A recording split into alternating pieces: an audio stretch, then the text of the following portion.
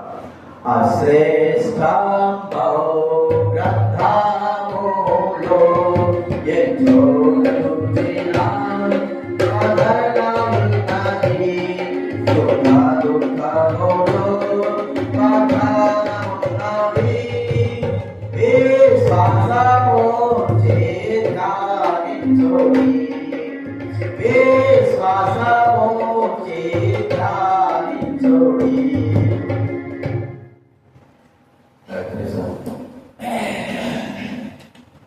లేవగానే బైబిల్ చదవమని మరి చెబుతానే ఉన్నారు.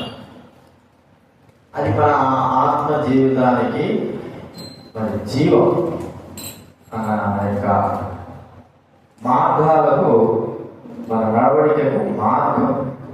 ఆ బైబిల్ మనం చదవకపోతే మరి మనం ఎంతో నష్టపడాల్సి వస్తుంది.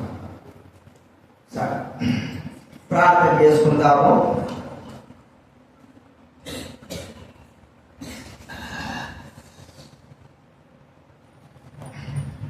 ప్రేమగల తండ్రి, సర్వాధికారి మా ప్రభువా యేసుక్రీస్తు నామమునకు కృతజ్ఞతలై వందనాలు చెల్లిస్తా ఉన్నాం. ఇదిగో ప్రభువా, 10వ మాసం ఆదివారంలో మీ పాదం వెళ్దాం. మేము మా పనులను మా యొక్క కార్యాలను వదిలిపెట్టి మిమ్మల్ని ఆరాధించడానికే వచ్చున్నాం. వాక్యం ద్వారా మేము మాట్లాడలేము. వాక్యమే మాకు ఆధారం.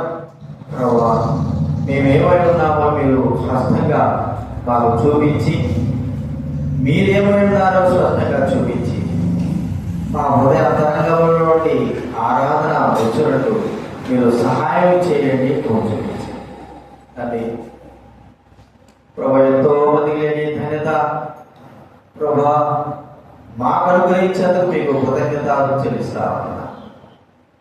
కాబట్టి వాక్యం బట్టి మేము ఆరాధించి గణపతులకు సహాయం చేయవలసిందిగా రావాల్సినటువంటి వారిని తీసుకురావాల్సిన మావ చేసుకోండి. యేసు ప్రభువు నామమున ప్రార్థించి వేడుచున్నాము తండ్రి.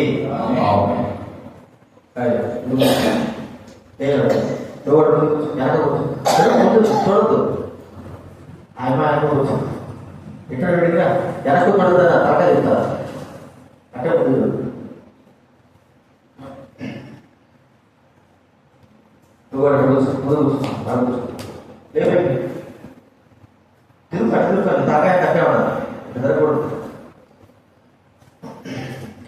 దైవ గ్రంథంలో ఆరాధన కొరకై 99వ కీర్తన గ్రంథం. కీర్తన గ్రంథం నా యొక్క అంశాన్ని మనం తీసుకుందా. 99వ కీర్తన గ్రంథం 3వ అధ్యాయం. 99వ కీర్తన గ్రంథం 99 3వ వచనం 5వ వచనం 3వ వచనం 5వ వచనం.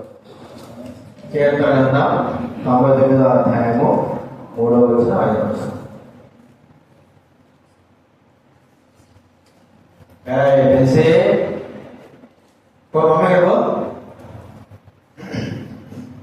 చదువుకుందాం. 3వ వచనం 5వ వచనం. భయంకరమైన నీ గొప్ప నామమును వారు స్తుతించెదరు, యెహోవా పరిశుద్ధుడు.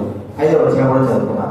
మన దేవుడైన యెహోవాను ఘనపరచుడి, ఆయన పాదపీఠం మీద సాగిలపరుడి, ఆయన పరిశుద్ధుడు. లేవి కాండం 20వ అధ్యాయం. లేవి కాండం 20వ అధ్యాయం. దైవ గ్రంథం బైబిల్ గ్రంథం తీయండి. దైవ గ్రంథం మనకు ఎంతో అవసరము. మనం చూస్తూ ఉంటేనే బైబిల్ గ్రంథం చూస్తేనే మనకు మరి వాక్యం ఎక్కడుందో మనకు తెలిసిపోతా ఉంటారు, తెలుస్తారు. 20వ అధ్యాయం 8వ వచనం 26వ వచనం చదువుకుందా. లేవియా కాండం బైబిల్ ముందు నుంచి 98. బైబిల్ ముందు నుంచి 98. ముందు పైన పైన ఉండాలి. ముందు భాగం నుంచి 98వ పేజీ. 20వ అధ్యాయం 8వ వచనము 26వ వచనము మనం అందరం కూడా చదువుకుందా. 8 20వ అధ్యాయం 8వ వచనం 26వ వచనం అందరూ చూడాలి. మీరు నా కట్టడలను ఆచరించి వాటిని అనుసరింపవలను, నేను మిమ్మల్ని పరిశుద్ధపరచు యెహోవాను. 26వ వచనం అదే 26వ వచనం. మీరు నాకు పరిశుద్ధులై ఉండవలను, యెహోవాను నేను పరిశుద్ధులను, మీరు నా వారై ఉండునట్లు అన్య జనులలో నుండి నేను మిమ్మల్ని వేరుపరచితిని.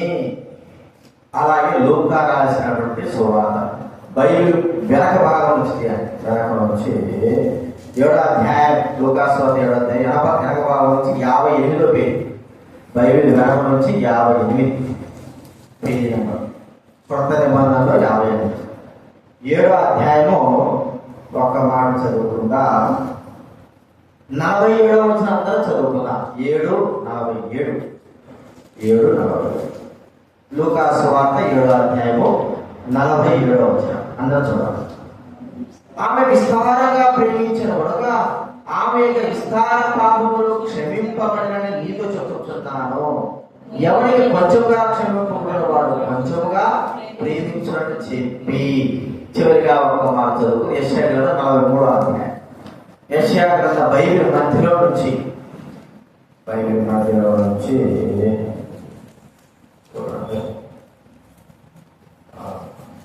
604వ పేజీ బైబిల్ మధ్యలో నుంచి 600 యెషయా గ్రంథం 43వ అధ్యాయము 7వ వచనం 43వ అధ్యాయం 7వ వచనం యెషయా గ్రంథం 43:7 అందరూ చదువుకోరా.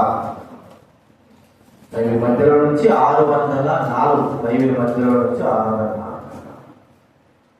యెషయా గ్రంథం 43:7 నా మహిమ నిమిత్తము నేను సృజించిన వారిని నా నామం పెట్టబడిన వారందరినీ తెప్పించుము. దేవుడు యొక్క మహిమ నిమిత్తమే మనం సృజింపబడ్డాం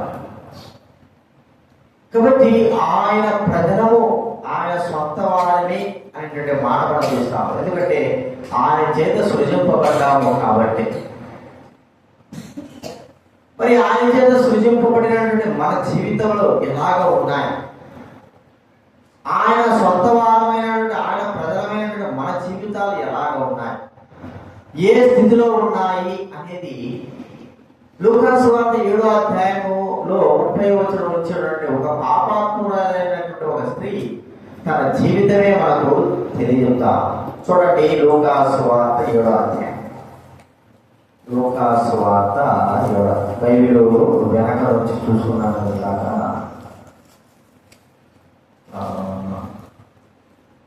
58వ పేజీ బైబిల్ వెనక నుంచి 58. లూకా సువార్త 7వ అధ్యాయము మరి 36వ వచనం నుంచి పాపాత్మురాలైనటువంటి ఒక స్త్రీ గురించి మనకి ఇక్కడ తెలపబడతా ఉంది. ఆమె పేరు రాయబడినప్పటికీ ఆమె మరి పాపాత్మురాలుగా గుర్తించబడింది.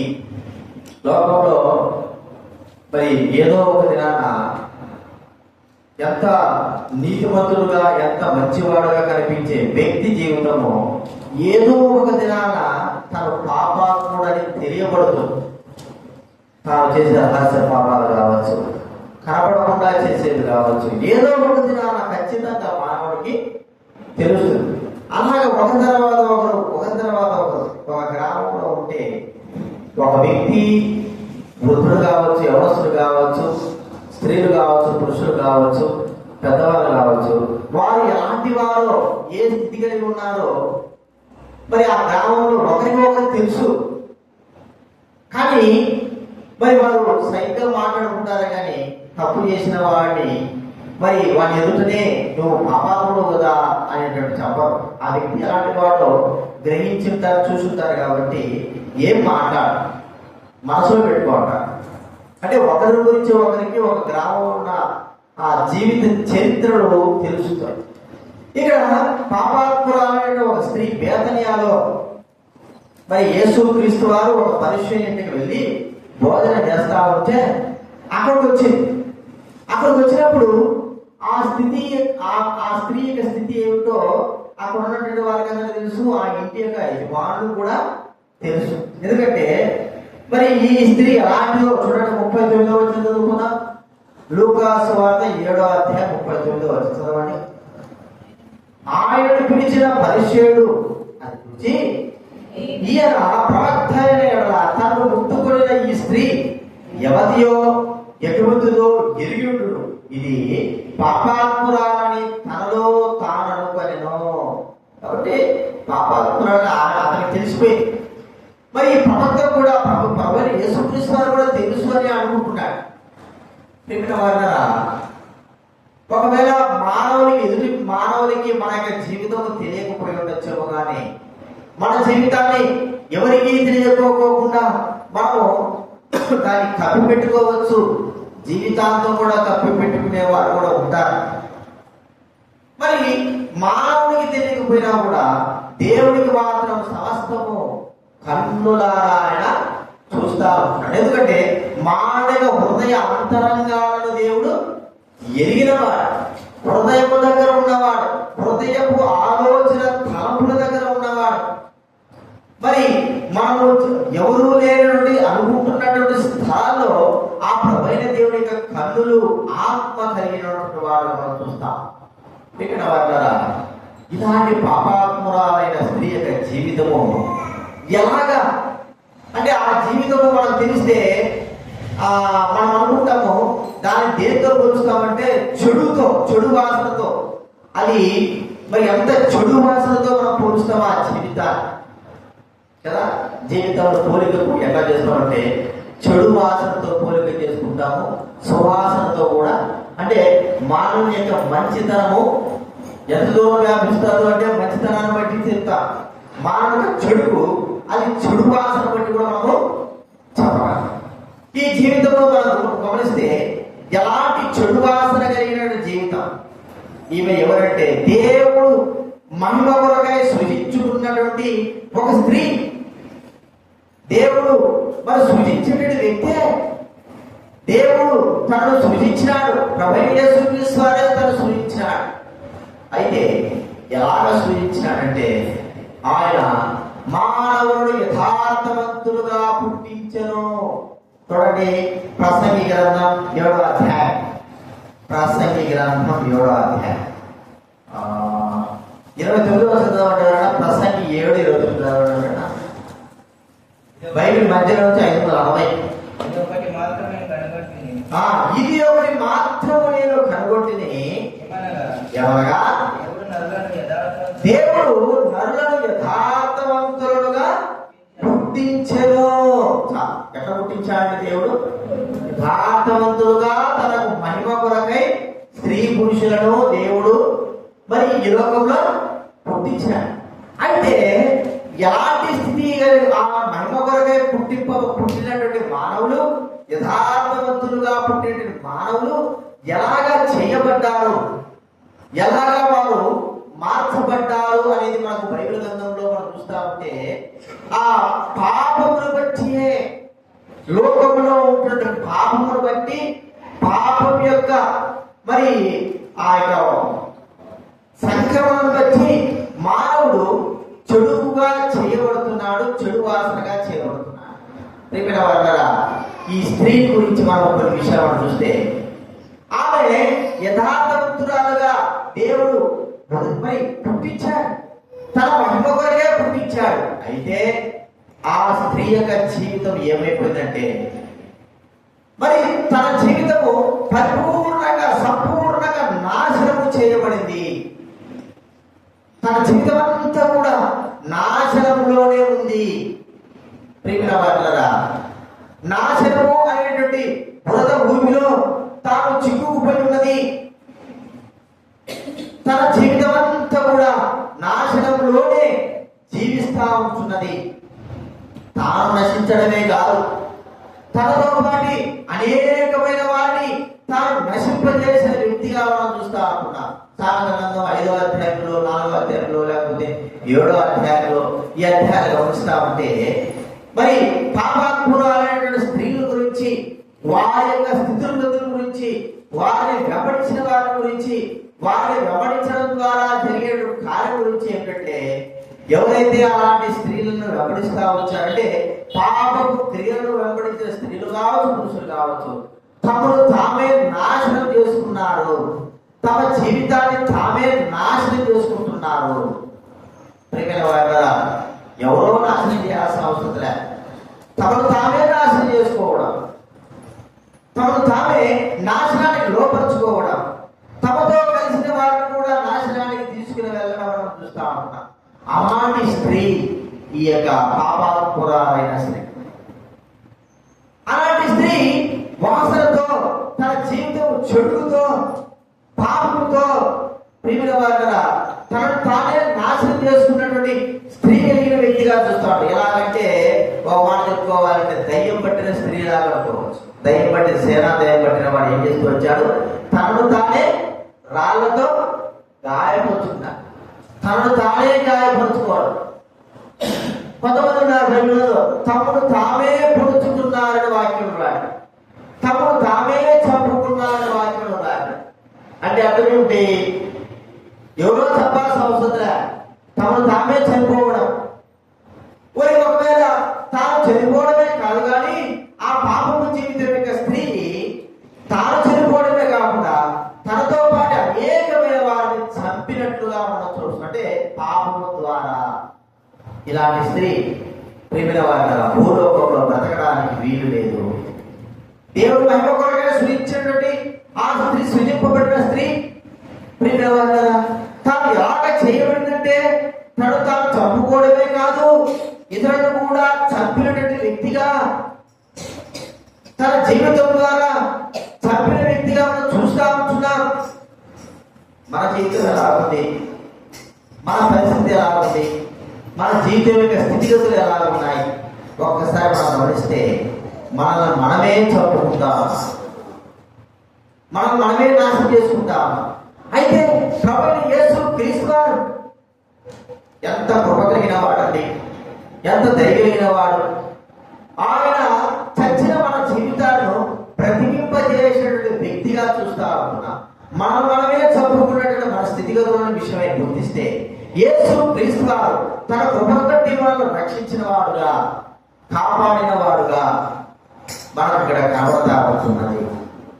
ఇది నాన్న మన విషయంలో గమనిస్తే చనిపోతున్నటువంటి మనల్ని, మనమే చంపుకుంటున్న మనల్ని, పాపం ద్వారా మనమే శిక్ష విధించుకుంటున్న మనల్ని ఆ ప్రభువైన యేసు క్రీస్తు వారు పాపాత్మురాలైన స్త్రీని ఎలాగైతే ప్రేమించాడో, పాపాత్మురాలైన స్త్రీ ఎలాగైతే మరి ఆయన క్షమించాడో, పాపాత్మురాలైన స్త్రీని ఎలాగైతే ఆయన సమాధానం కలగజేశాడో, మన జీవితంలో ఆయన అంత గొప్ప స్థాయిని, అంటే అలాంటి స్థితిని మనకు కలగజేశాడు. మనమే చంపుకున్నాడట మనల్ని ఆయన తన కృప చేత. అందుకే బైబిల్లో ఉంది ఎఫెసీ 2వ అధ్యాయంలో వైద్యం తెలుసు ఎత్తురాట్లు ఎత్తాడు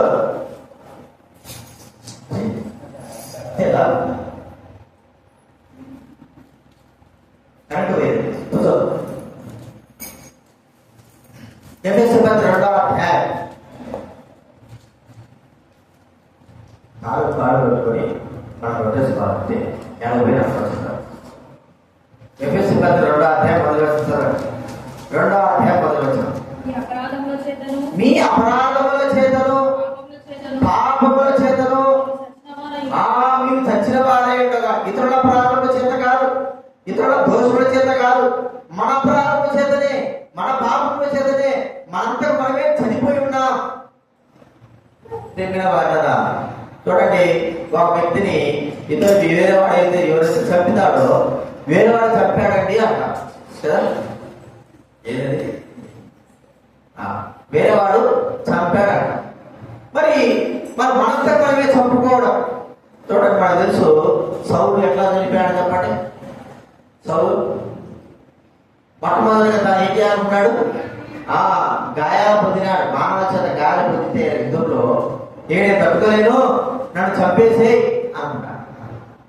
మరి చంపాలనుకున్నప్పుడు తన ఆయుధంలో పోయేసినటువంటి వ్యక్తి ఏమనుకున్నాడంటే, అయ్యా నా యజమాడు చచ్చిపోయాడు, నేను కూడా చచ్చిపోవాలని కత్తి నాటుకొని కత్తి మీద పడి తనంతకు తానే చచ్చిపోయాడు. అంటే తనంతకు తానే చచ్చిపోవడం.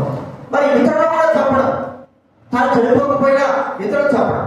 అది ఇలాంటి యొక్క మరణం ఎలాంటిది అంటే తనతో తానే పొడుచుకున్నట్లుగా ఆ పాపాత్మురాలు తన జీవితం ఎలా ఉందంటే తనతో తానే చంపుకున్నట్లుగా ఉంది. ఎవరో చంపాల్సిన అవసరం లేదు. అది కాకోకుండా తాను చచ్చేది కాకోకుండా ఇతరులను కూడా చంపేటువంటి స్థితి కలిగిందిగా చూస్తా ఉంటున్నా. మనకు ఆ దినాల్లో కరోనా వచ్చింది కదా. కరోనా ఏం చెప్పేది?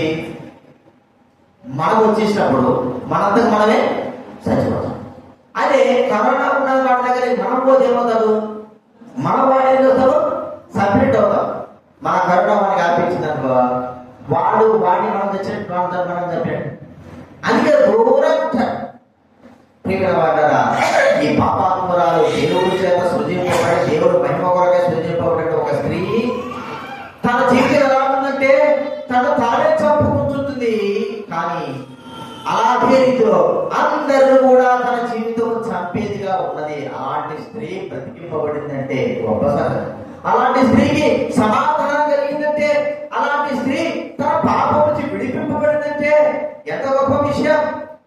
అలాంటి స్థితి కలిగిన వారంగా మనం ఉంటున్నామని మనం గుర్తించుకోవాలా.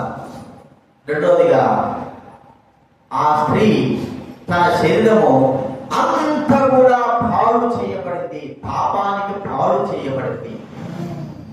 ఆ స్త్రీ తన శరీరం అంతా కూడా పాడు అంటే దేవుడు మన శరీరాన్ని ఎలా ఉంచాడు చెప్పండి. మన శరీరము ఆయనకు ఆలయము. చూడండి, కొరింథీయులకు రాసిన పత్రిక, మొదటి కొరింథీయులకు రాసిన పత్రిక 3వ అధ్యాయం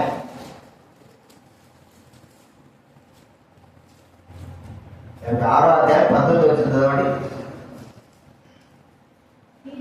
18 నుంచి 6:18 చదవండి. దేవుడకు వైపు ఉన్నది కానీ జాగ్రత్త చేయవాడు తన సొంత శరీరమునకు హానికరముగా పాపము చెయ్యి. మనకు మొట్టమొదటి చెప్పుకున్నాను. రెండవది చూడండి, మీ దేహము దేవుడు మీకు అనుగ్రహింపబడి మీలో ఉన్న పరిశుద్ధాత్మకు ఆలయం ఉన్నది మీరు ఎరుగురా.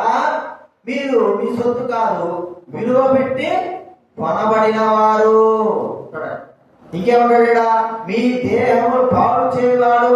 దేవాలయం పాడు చేయడు కదా.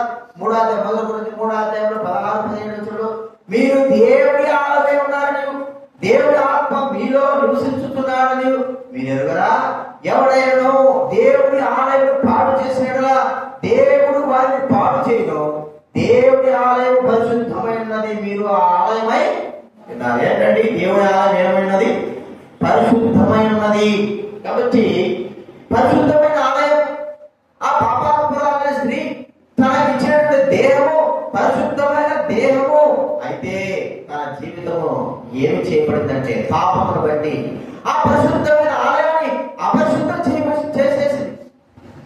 తాను కూడా పాడు చేయబడింది. ప్రియమైన వారలారా, దేవుని ఆలయాన్ని పాడు చేసిన దేవుడు వాడు ఏం చేస్తాడంటే పాడు చేస్తాడు. అయితే ఈమెను దేవుడు పాడు చేయలేదు, ఈమెకు దేవుడు శిక్ష విధించలేదు. బైబిల్ గ్రంథంలో ఒక మాట ఉంది, మరి ఎవరినో నీకు శిక్ష విధించలేదా? యోహాను సువార్త 8వ అధ్యాయంలో పాపాత్మురాలైన ఒక స్త్రీ మనకు అక్కడ కనబడతారు. ఆ స్త్రీ తాను చేసినటువంటి పాపం బట్టి ఏమని చెప్పండి, తాను చేసిన పాపాలను బట్టి శిక్ష విధింపబడి, శిక్ష విధింపబడి. ఇప్పుడు ఏమంటుంది, ఏమంటున్నాడు యేసు వారు, అమ్మా ఎవరినో నీకు శిక్ష విధింపలేదా? లేదు ప్రభువా. మరి శిక్ష విధింపబడాలి కదా, తనను కొట్టాలి కదా, కొట్టకోకుండా తీసుకురావడము తన దేవుని ద్వారా జరిగిన కార్యము విషయంగా మనం గమనిస్తే ప్రియమైన వారా, తన శిక్ష విధింపబడాలి. అయితే యేసు ప్రభువు అన్న మాట, నేను నీకు శిక్ష విధింపను, నేను నీకు శిక్ష విధింపను. ఎంత గొప్ప మాట అండి. నేను కూడా నీకు శిక్ష విధింపను.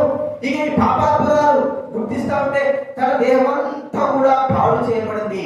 దేవుడు ఇచ్చినటువంటి ఆ దేవాలయమైనటువంటి ఆ దేవాలయం ఆ యొక్క శరీరమును తన జీవితంలో పాపమునకు ఉపయోగించింది, పాడు చేసుకున్నది.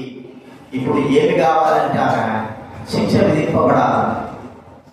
అంటే ప్రియమైన వారలారా, యేసుక్రీస్తు వారు శిక్ష విధించలేదు. ఒక మాట ఉంది, రోమాపత్రిక 10వ అధ్యాయం 10వ వచనంలో, రోమాపత్రిక 8వ అధ్యాయం 10వ వచనం, రోమా 8:1 చదవండి ఎవరైనా.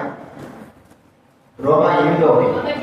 కాబట్టి ఇప్పుడు క్రీస్తు యేసునందున్న వారికి ఏ శిక్షా విధి కూడా, క్రీస్తు యేసునందున్న వారికి ఏ శిక్ష కూడా, ఎలాంటి శిక్ష కూడా లేదు. కారణం ఏమిటి?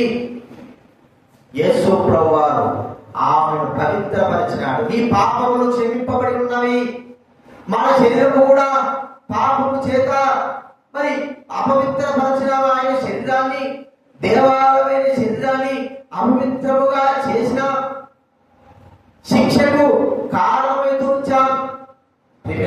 ప్రభు యేసుక్రీస్తు ప్రేమ, దయ, జాలి ఏంటంటే నేను కూడా నీకు శిక్ష విధించను.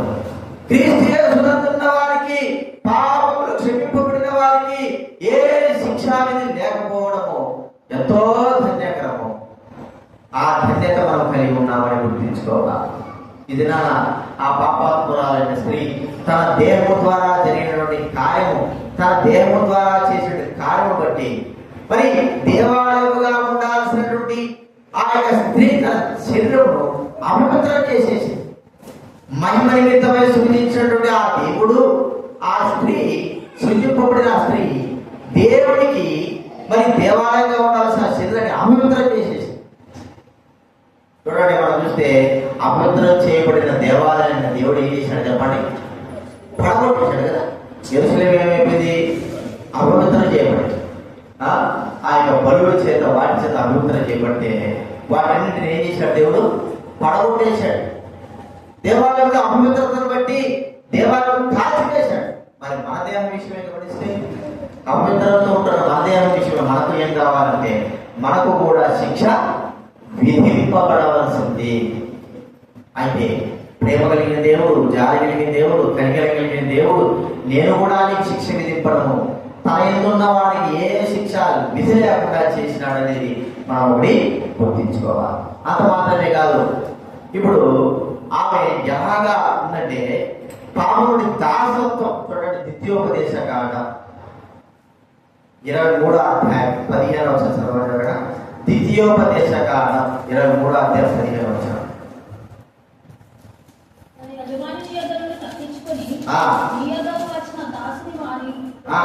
వారి యజమానికి అప్పగింపకూడదు. మనం చూస్తామంటే తన యజమానుడు ఏసే దేవుడు విడుదల చేశాడు. ఆ యజమానుడు తన సృజించిన వ్యక్తి పాపము అనే దాని నుండి ఏం చేశాడు? ఆయన విడుదల చేశాడు. అలాగే పాపములు క్షమింపబడ్డాయి. సమాధానంగా పొమ్ము అన్నప్పుడు తనకు ఒక గొప్ప విడుదల. చూడండి, రోమీయులకు రాసిన పత్రిక 6వ అధ్యాయం, రోమీయులకు రాసిన పత్రిక 6వ అధ్యాయం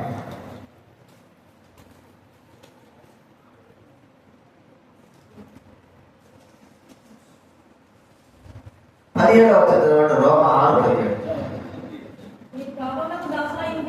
మీరు పాపమునకు దాసులైంటిరి కానీ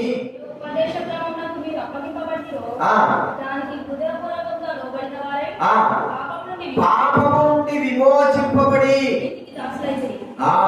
చూడండి, 22వ వచనం కూడా ఇప్పుడు పాపము నుండి విమోచింపబడి దేవుడికి దాసులైనందున పరిశుద్ధంగా కలుగుటే మీకు ఫలము. పాపం అంటే ఏమైపోయింది కాదా? విడుదంటే పాపానికి ఒక దాసత్వం చేసి, సామాన్యంగా అలాంటి స్థితి కలిగిన వారు ఆ స్థితిలో నుంచి రావాలంటే రాలేదు. మనకు తెలుసు, లోకంలో పురుషులైనటువంటి వారు స్త్రీగా, పురుషులే ఉండి స్త్రీగా మార్చబడిన వారు చాలా అరుదుగా రక్షణ పొందుతా ఉంటారు.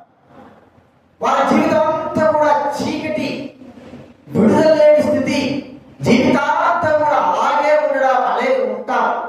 వారి మనసాక్షి కూడా ఎన్నో విధాలుగా వాళ్ళని ఏడ్పిస్తా ఉంటారు. నువ్వు తప్పు చేస్తున్నావు కానీ బయటకు రాలేకపోతారు, కానీ దేవుడు విశ్వాసించలేకపోతారు. అదే స్థితిలో కొనసాగుతూ ఉంటారు. లోకంలో వారికి విలువ లేని దాన్ని బట్టి వారు ఆ స్థానంలోకి అలాగే ఉండడానికి ఇష్టపడతా ఉంటారు. చాలా అరుదు ప్రభునందు అలాంటి వారు నపుంసకులైన వారు దేవుని అంగీకరించడం అనేది మనము చూస్తా ఉంటాం. చూడు గొడవనే దిక్కు నాకు చూడు, నపుంసకులైన వారు అలాంటి స్థితి కలిగిన వారిగా ఉంటారు. మరి అలాంటి వారు ఏమిటి అంటే తమ యజమానుల కంటే పాపానికి దాసులైపోయారు. మనకు బాగా తెలుసు, అంటే తెలిసిన విషయాలే. ఆయా ప్రాంతాల్లో కలకత్తాలు కావచ్చు, బాంబేలు కావచ్చు, ఇలాంటి పాప సంబంధమైనటువంటి గృహాలు అనేవి ఉంటాయి. అమ్మబడతా ఉంటారు. అమ్మబడిన తర్వాత వారు ఏం చేస్తారంటే ఆ పాప సంబంధంలో కొనసాగుతూనే ఉంటారు. వారికి కొన్నవారు, వారు తీసుకొచ్చి 3 పూటలు అన్నం పెట్టేవారు, వారి బాగోగులు చూసేవారు వారికి దాసులై పెడతారు. చేసే తనంతా కూడా పాపమే. అయితే వారంతకు వారు మరి విడుదల పొంది పారిపోవడానికి వీలు లేదు. వాడు ఎందుకంటే పాపానికి వారిని కొన్నారు కాబట్టి వారంతకు వారు విడుదల పొంది వెళ్ళడానికి ఇష్టపడరు. వెళ్ళలేరు కూడా, ఇష్టపడడం కాదు. ఒకవేళ వెళ్ళాలని ఇష్టం ఉన్నా కూడా విడుదల లేదు. ప్రియమైన వారు కదా, ఆ పాపాత్మురాలైన స్త్రీ అదే స్థితిలో ఉంది, విడుదల లేని స్థితిలో. సాతాను అలాంటి స్థితిలో ఆమె బంధించి ఉన్నది. యేసుక్రీస్తు వారి దగ్గరికి ఎప్పుడైతే వచ్చిందో ప్రియమైన వారు కదా, ఆమె ఎంతటి విడుదల పొందంటే, ఎలాంటి విడుదల పొందంటే చీకటి ప్రపంచంలో నుంచి వెలుగు ప్రపంచంలోకి వచ్చినంత విడుదల. ఎన్నో సంవత్సరాలుగా తన కాళ్ళకు చేతులకు బండలు వేసి బిగించినట్లుగా ఉన్నప్పుడు ఒక్కసారిగా వాడిని విడుదల చేసిన రీతిలో ఆ స్త్రీ విడుదల పొందిగా మనం చూస్తా ఉన్నాం. పాపమైనటువంటి సాధారణటువంటి యజమానుల చేతిలో నుంచి ఎన్ని సంవత్సరాలలో తనకు యేసుక్రీస్తు దగ్గరకు వచ్చిన తర్వాత విడుదల కలిగింది. ప్రియమైన వారు, మనం కూడా ఆలోచిస్తే కొంతమంది రక్షణ పొందుతా ఉంటారు. ఎలాంటి స్థితిలో పెట్టాలంటే చిన్న వయసులో రక్షణ పొందుతారు, కొంతమంది యవన వయసులో రక్షణ పొందుతారు, కొంతమంది మధ్య వయసులో రక్షణ పొందుతారు, కొంతమంది వృద్ధాత్మలో రక్షణ పొందుతారు, కొంతమంది సరిగ్గా 1 సంవత్సరాలు చచ్చిపోతాడు అనగా హృదయపూర్వకంగా రక్షణ పొందుతారు.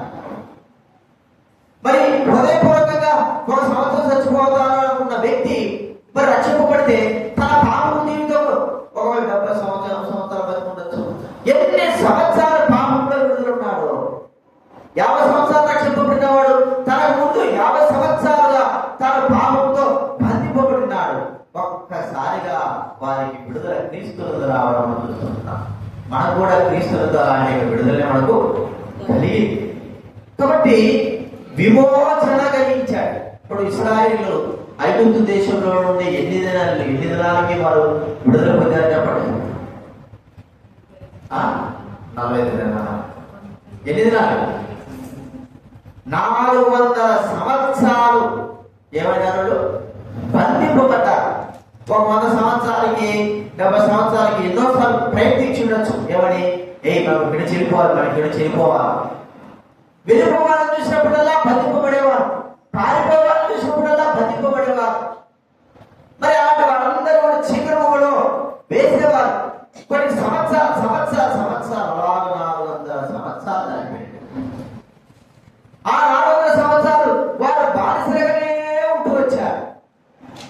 1 సంవత్సరం 2 సంవత్సరాలు అంటేనే గొప్ప విషయం. 400 సంవత్సరాలు తాత తరాలు కూడా వారి బానిసత్వంలో మగ్గుతూ వచ్చారు. ఒక్క సమయాన ఆ యొక్క పస్కా పశువు ఇంకా బలి ఎప్పుడైతే అర్పింపబడిందో, దాని రక్తం ఎప్పుడైతే ఇంటి ద్వారబంధం పైన ఎప్పుడైతే పూయబడిందో ఆ రాత్రే వారందరూ కూడా మధ్యరాత్రి వేళ వారందరూ కూడా విడుదల పొందుతూ వచ్చారు. 400 సంవత్సరాలు విడుదల లేని వారికి ఒక్కసారిగా మధ్యరాత్రి వేళ విడుదల కలగడం అనేది ఎంత ఆశ్చర్యాన్ని, ఎంత సంతోషాన్ని, ఎంత గొప్పతనాన్ని కలిగించుంటారు చూడండి. ఇన్ని దినాలుగా విడుదల లేదు. అయితే పస్కా పశువు యొక్క బలి ఎప్పుడైతే అర్పింపబడిందో అప్పుడే విడుదల. యేసుక్రీస్తు రాకడంతా కూడా బంధింపబడినట్లుగానే ఉంటూ వచ్చారు. యేసు ప్రభువు రావడము, ప్రజల కొరకై ప్రాణం అర్పించడము, శిలువలో బలి కావడం మనం చూస్తే ఎప్పుడైతే బలి అర్పించబడ్డాడో, ఎప్పుడైతే చనిపోయాడో, ఎప్పుడు సమాధి చేయబడినాడో, తన రక్తంతో కాల్చి తిరిగి తెచ్చాడో అప్పటి నుంచి సమస్త మానవునికి విడుదల విమోచన కలిగింది. అదివే విడుదల విమోచన. ప్రియమైన వారు కదా, ఆ స్త్రీ యేసుక్రీస్తు వారి మాట ఏం చేసిందంటే పాపం నుంచి విడుదల విమోచన తనకు కలిగించిందని మనం చూస్తా ఉంటున్నాం. మన జీవితంలో ప్రభువైన యేసుక్రీస్తు వారు మరణం పొంది తిరిగి లేచినప్పటి నుంచి మనకు కూడా విడుదల విమోచనే. లేకపోతే మనకు విడుదల విమోచన అనేది ఎంత మాత్రం కూడా లేనే లేదు. ఇది మూడోది చూస్తున్నాం. 4వది మనం చూస్తా ఉంటే తన జీవితం ఎలాగ ఉంది అంటే నిత్య అవమానం కదండి. ఒక్కసారి అలాంటి యొక్క స్థితిలోకి వెళ్ళినటువంటి మానవుడి జీవితం, స్త్రీ కావచ్చు పురుషుడు కావచ్చు, అవమాన పాలవుతాడు. చూడండి, సామెతల గ్రంథం 6వ అధ్యాయం 23వ వచనం. సామెతల గ్రంథం 6వ అధ్యాయం 23వ వచనం.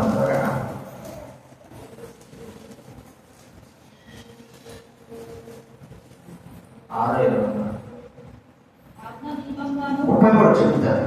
6:33. వాడు దెబ్బలకును అవమానములను కాదుడగును, వారికి కలుగు అపకీర్తి ఎన్నటికి పోదు. 25వ అధ్యాయం 10వ వచనం చదవండి. అదే సామెతలు 25:10.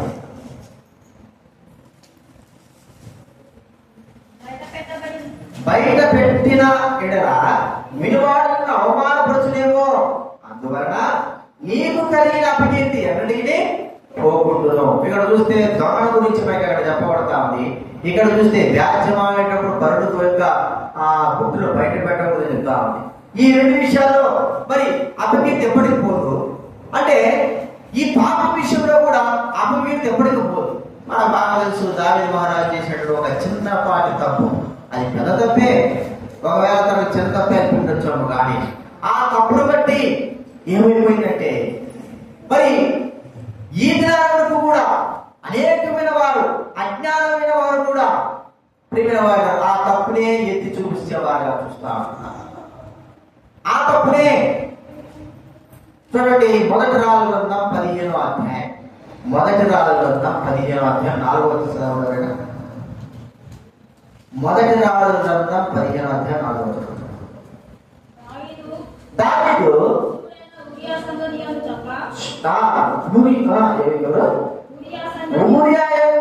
సంగతి తప్ప యెహోవాకు యథార్థముగానే దావీదు హిత్తీయుడైన మరి ఊరియా భార్య తప్ప, అంటే బత్షెబా తప్ప చూస్తా ఉంటే ఒకవేళ దేవుడు మర్చిపోయి ఉండొచ్చు, దేవుడు మర్చిపోయాడు ఆ విషయం, కానీ ప్రజలైన వారు ఎప్పటికీ ఆ అపకీర్తిని తెస్తూనే ఉన్నారు. ప్రియమైన వారురా, మరి ఈ స్త్రీ విషయమై గమనిస్తే ఆ అపకీర్తి ఎప్పటికీ ఎల్లప్పుడూ ఉండేది. ఆమె చచ్చిపోయేంత వరకు కూడా అపకీర్తి శాశ్వతంగా ఉండేది. చూడండి, దొంగతనం చేస్తా ఉంది, పోలీసులు పట్టబడతాండి. ఒకసారి 2 సార్లు చేసిన తర్వాత వారి పేరు లిస్ట్ ఎక్కడుంటా చెప్పండి, పోలీస్ స్టేషన్లో ఫోటోలు పెడతాను. సరే, వాడు మానవుడు శుభ్రంగా రక్షణ పొందిన తర్వాత కూడా ఫోటో అంటుంటారు. ఒకసారి ఏది ఒరిస్సా ఏది దొంగతనం బాగా చేసేవాడు, సేవకు దొంగతనం చేసేవాడు, పోలీసులతో కూర్చునేవాడు, అది చేసేవాడు, ఇళ్ళలో దొంగతనం చేసేవాడు. ప్రభువు నమ్మాడు, రక్షింపబడ్డాడు. మేము ఉన్నప్పుడే 2001లో నెల్లూరు రక్షింపబడిన తర్వాత అంతకుముందు తాను దొంగతనం చేసేవాడు, బాగా తిరిగేవాడు, పోలీస్ స్టేషన్ చాలాసార్లు ఊహించాడని చేశాడు. ఒకరోజు ఏమైందంటే ఇంటికాడ అతను జీవిస్తున్నాడు కదా, ఇంటి చుట్టుపక్కల ప్రాంతాలన్నీ తెలుసు, ఈ వ్యక్తి దొంగతనం చేసేవాడు అని తెలుసు. ఎలా చాలా చేశాడు, పెద్ద పెద్ద రైస్ మిల్లుల్లో పోయేది, ఏమేమో తెచ్చుకునేది అని చేసేవాళ్ళు. ఏం చేశాడంటే వేసుకున్న తర్వాత ఇతను హైదరాబాద్తో విశాఖపట్నానికి పోయినాడు, ఏదో పని మీద పోయినాడు, పోయి వచ్చేసాడు. ఇతను పోయిన తర్వాత ఏదో పక్కింట్లో దొంగతనం జరిగింది, నగర దొంగతనం జరిగింది. పోయిన తర్వాత పోలీసులు పిలిపించాను. అప్పుడు నేను ఉండాలి, నెల్లూరులో ఉంటాను. విద్యుత్ మర్యాద నగరెక్క పోయినాయి. సార్ నాకు వద్దు సార్, నేను చేసుకోవడం అనుకున్నా, చర్చు నువ్వు చేసుకోవడం అనుకున్నా నా దిగురా, నీ లిస్ట్ అంటే పోలీస్ ఉంది చెప్పు, నిజం చెప్పు. అది కూడా ఎక్కడో కాదు, మీ ఇళ్ళ దగ్గరే ఉండాలి. ఎవడు దొంగతనం చేశారంటే అది బాగా కొడుకు, వాడు దొంగతనం దొంగడు. సార్ నిజంగా సార్ నేను విశాఖపట్నం పడే సార్, విశాఖపట్నం వెళ్ళావా, రుజువు చూపించాడు. ఏం చేశాడంటే టికెట్ చిప్పిపోకుండా జోరుడు పెట్టుకున్నాడు. అది ఫ్యామిలీ ఇంటి దగ్గర వచ్చేసాడు. సార్ ఇప్పుడే పోయేస్తా సార్ అని పోయి ఫ్యామిలీ జోరుడు టికెట్ తీసుకొని చూపించాడు. అప్పుడు దగ్గర అసలు చెప్పాడు, ఎప్పుడు పోయినాడు, నేను పోయాడు. టికెట్ లేకపోతే ఏమైంది ఇదైతే ఎందుకు ఎప్పటి నుంచో ఉన్నాడు, లిస్టులో ఉంటాడు, లోపల లిస్టులో ఉంటాడు. ఎవరు ఇప్పుడు ప్రభు నమ్మించేస్తారు, దేవుడి సేవకు వచ్చిన తర్వాత అన్నీ ఏం లేవు. కానీ చెప్తున్నాను, ఒకసారి ముద్ర పడిన తర్వాత ఆ ముద్ర సామాన్య ముద్ర ఏది, దొంగతన ముద్ర, వ్యభిచార ముద్ర, మరి ఇతరుల మీద నింద మోపే ముద్ర, ఇవన్నీ కూడా అపకీర్తి ఎప్పటికీ పోయేవి, నిలిచినవి. మరి ఈ స్త్రీ తన జీవితం అంతా కూడా అపకీర్తి పాలే. అందరూ కూడా తను చచ్చేంత వరకు కూడా, ముసిదయ్యేంత వరకు కూడా తాను చేసిన పాపము అనేకులు చెబుతూనే ఉంటారు. తరతరాలు కూడా, ఒకవేళ తాను బ్రతుకున్నంత వరకు కూడా తన కళ్ళ ముందు ఎంతో మంది పిల్లలు పుట్టి పెరిగి పెద్దయిన వారు కూడా ఆయన గురించి చెబుతూనే ఉంటారు. అయితే యేసు ప్రభువు తన పాపములను క్షమించి వేశాడు. ఇక నేను ఎప్పుడు కూడా నీ పాపాలను గుర్తు చేసుకుని అంటాడు. నేను నేనే నీ పాపం క్షమించానంటాడు. ప్రభు చెప్తున్న మాట, నా వీపు మీదగా నీ పాపములను వేశారు. సముద్ర అగాధంలో ఆయన మన పాపం ముంచి వేసినాడు. తూర్పుకు పడవలకి దూరమతులో అంత దూరం వేశాడు. మబ్బు విడిపోయినట్టుగా మన పాపములను తుడిచి వేశాడు. ప్రియమైన వారు, మన విషయమే అలాంటిదే. మన పాపాలను ఆయన ఒక్కసారి క్షమించాడంటే క్షమించాడు. మళ్ళా తప్పు చేస్తే వెనక పాపాలు తీయడు. మనం ఏం చేస్తాం చెప్పండి? మళ్ళా తప్పు చేస్తే నా విసురా నువ్వు అప్పుడు చేసినావు కాబట్టి తెలుసుంటావు, నాకు తెలుసు అంట. వెనక పాపాలు చూడడు. ఏ ద్రోహం తప్పు చేస్తే అప్పుడే వాట ఒక్కసారి ఆయన మరచిపోతే ఇక మన జ్ఞాపకం ఆయన జ్ఞాపకం చేసుకోవడం అంతే. మరి ఈ స్త్రీ విషయమై తన కలిగిన అపకీర్తి ఎప్పటికీ పోని విషయమై ఆమె స్త్రీ ప్రియమైన వాళ్ళరా ఆమెను ప్రభువు క్షమించాడంటే ఎప్పుడు కూడా ఆయన మరి తన పాపములు గుర్తు చేసుకోలేదు. అందుకే అన్నాడు, నేను కూడా నీ పాపమును క్షమించాను. యోహాను ఇక వెళ్ళి నువ్వు పాపము చెయ్యాలి అన్నాడు. నేను కూడా నీకు శిక్ష విధించను. ఇదే మన జీవితంలో జరిగింది. మన పాపాలను ఆయన అలా ఇప్పుడు కూడా గుర్తు చేసుకునే చేసుకోవడం అంటే క్షమాపణ కోరుకున్న తర్వాత మళ్ళీ తప్పు చేస్తే అవి గుర్తుకు వస్తాయి. మళ్ళీ తప్పు చేస్తే తప్పులు చేయబడిన వాడు అవుతాం. మొదటిగా చేసిన తప్పులను క్షమించిన దేవుడు ఎప్పటి కూడా గుర్తు చేసుకోవడం. ప్రేమ వాళ్ళు అలాంటి అపకీర్తి పాలైన తన జీవితాన్ని క్షమించి మరచిపోయిన వాడుగా ఉంటున్నాడు. అథవా ఇవన్నీ కూడా ఎలా ఉంటే ఎఫ్ఎస్సి పత్రిక 5వ అధ్యాయం మొదటి వచనం చూస్తే చివరిగా తన జీవితం ఎలాగ చేయబడిందంటే ఎఫ్ఎస్సి పత్రిక 5వ అధ్యాయం మొదటి వచనం. ఎఫ్ఎస్సి పత్రిక 5వ అధ్యాయం, మీరు ప్రియులైన పిల్లలై వలె దేవుని పోలి నడుచుకుని క్రీస్తు మిమ్మల్ని పోలి ప్రేమించి మీరు పరిమళ వాసనగా ఉండుటకు మన కొరకు తను తాను దేవుడికి బలిగాను అర్పణగా అర్పించుకోను. ఇలాగనే మీరు బహు ప్రేమ కలిగి మీరు పరిమళ వాసనగా ఉండుటకు. ఇప్పుడు ఏం చేశాడు? ఆవిడ పరిమళ వాసనగా చేయడానికి కొరకై ఆయన క్షమించినాడు. అందరి పరిమళ వాసనగా చేయడానికి ఏం చేశాడు? తను తానే అర్పించుకున్నాడు. కాబట్టి ప్రియమైన వారలారా, ఆమె జీవితము ఏమై ఉన్నది మనకు బాగా తెలుసు. ఎలాంటి జీవితమో తెలుసు. దేవుడు తనను మహిమ కొరకే సృష్టిస్తే, యథార్థురాలుగా సృష్టిస్తే తన జీవితమే నాశనం చేసుకున్నది. తనను తానే తన పాపం ద్వారా చంపుకున్నది, ఇతరులను కూడా చంపింది. అంత మాత్రమే కాదు, తనకు ఇచ్చినటువంటి పవిత్రమైనటువంటి శరీరమును అపవిత్రముగా చేసింది. ప్రియమైన వారలారా, నాశనం చేసేసింది. అంత మాత్రం కాదు, తాను మరి శాతానటువంటి వ్యక్తికి నిత్యము దాసురాలుగా, పాపమనే దానికి దాసురాలుగా చేయబడింది. ఎన్ని దినాలుగా చేయబడిందో తెలియదు. అంత మాత్రం కాదు, నిత్య అవమానము, తన జీవితం అంతా అవమానమే. ఇలాంటి స్థితి కలిగిన జీవితం కలిగిన స్త్రీ కొరకై ప్రభువైన యేసుక్రీస్తు వారు మరణించినాడు. ఆ స్త్రీ యొక్క స్థానంలో మనం ఉంటే అదే స్థితి.